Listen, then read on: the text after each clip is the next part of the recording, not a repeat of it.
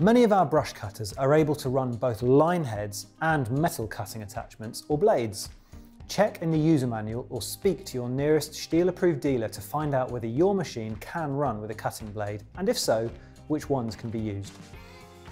Once you know which cutting attachment you can run, you will need the attachment itself plus a fitting kit.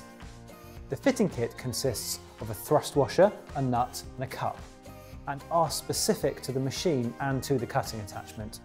Again, if you aren't sure what you need, speak to your local STIHL approved dealer to find out. Don't forget to wear gloves when you're handling the metal blade too. Once you're happy you've got all the right parts, this is how to change it over. First, you need to remove the line head. On machines with a gearbox that are able to run metal cutting attachments, we need to lock the line head in place so it can be unscrewed. You should do this with the locking pin that is usually supplied with the machine.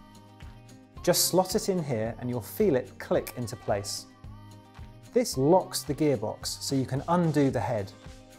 It's a left-hand thread, so you'll need to unscrew it to the right. If you turn the machine over, it's easier to keep the locking pin in place and then remove the head completely. Next, take the blade and check for any directional or rotational markings to make sure it's fitted the right way round.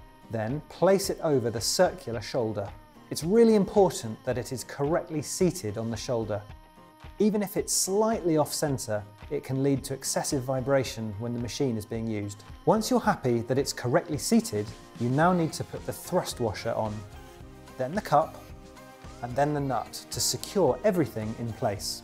Remember, it's a left-hand thread, so you need to screw it to the left to tighten the nut. Make sure that the blade stays on the shoulder.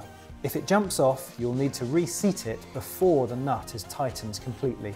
Keep the locking pin in place and hold the machine level, then tighten the nut using a combination wrench like this. Once it's tight, remove the wrench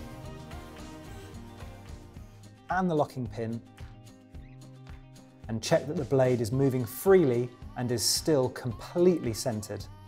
The final thing you need to do is check that you're using the right guard for the cutting attachment.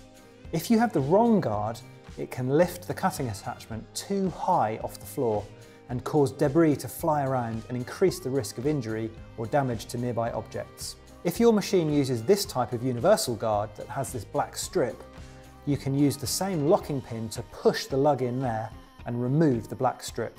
Removing the black strip drops the attachment down to the correct level for safe use of the blade.